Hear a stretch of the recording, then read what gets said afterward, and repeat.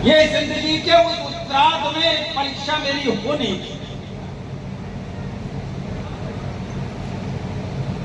आज उद्घोषक महोदय जब यहां से विवेचन प्रस्तुत कर रहे थे तो अपनी बात में बार बार हमारे राजस्थान सरकार के कैबिनेट मंत्री के लिए फरमा रहे थे, युवा, सादगी, तेज, विद्यमान। हमने भी जब अपनी राजनीति की शुरुआत करी थी तो ऐसे शब्दों का प्रयोग हुआ था।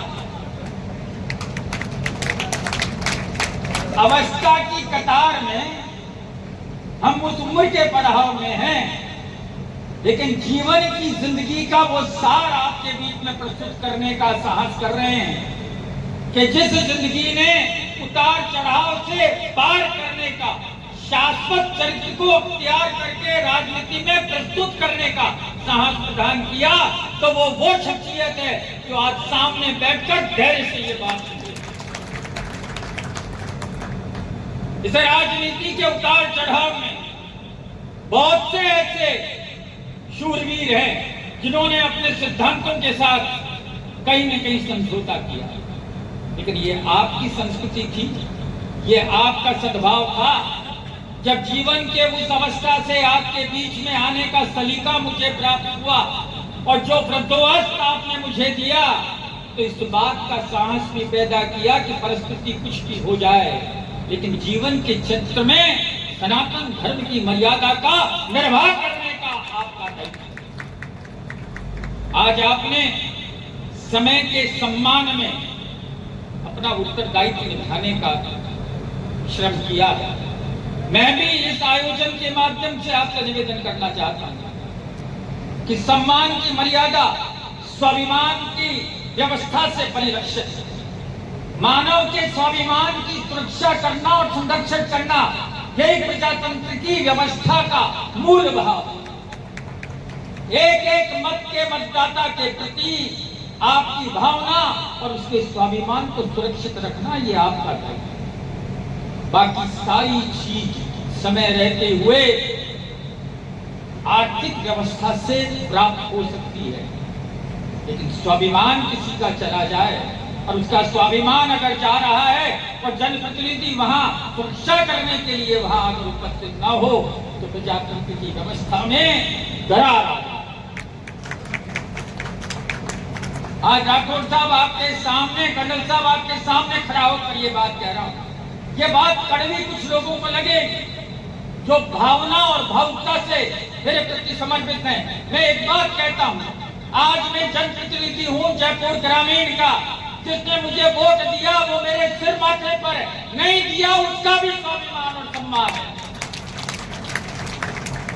मैं मेरे कर्तव्य को निष्ठापूर्वक निभाने का संपूर्ण प्रयास करूंगा।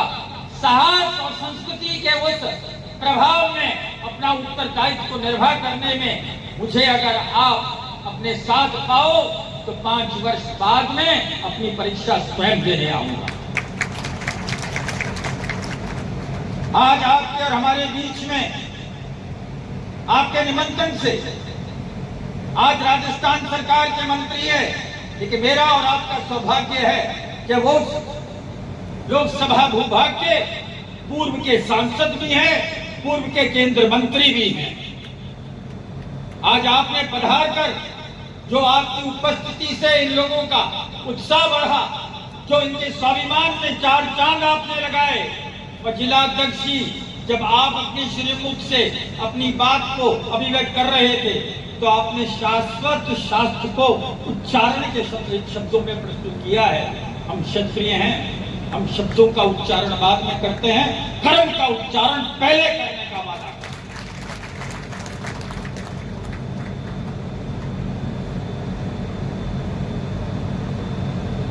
जल को नीर के शब्द से अलंकृत किया गया है। उस नीर का माध्यम सृष्टि के जीव से संबंधित, इसका कारखाना कहीं नहीं लगा।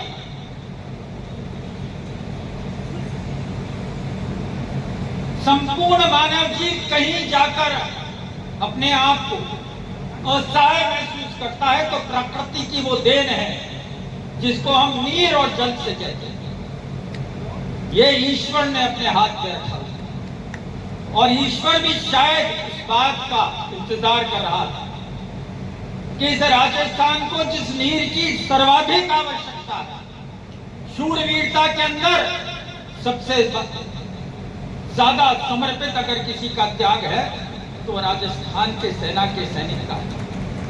व्यवस्थाओं में अगर अन्नदाता के रूप में अगर किसी का किसान का सर्वाधिक चरित्र है तो प्रकृति तो आसमान से फाड़ कर देती है। ये राजस्थान का ही अन्नदाता है जो अपनी शरीर की गर्मी से, पसीने से जमीन को शुष्क कर प्रकृति को वापस अपना आवरण प्रस्तुत करने के लिए बाध्य कर देता है। ये किसी भी भारत के भूगोल की तस्वीर नहीं, सिर्फ इस राजस्थान की व्यवस्था की तस्वीर है।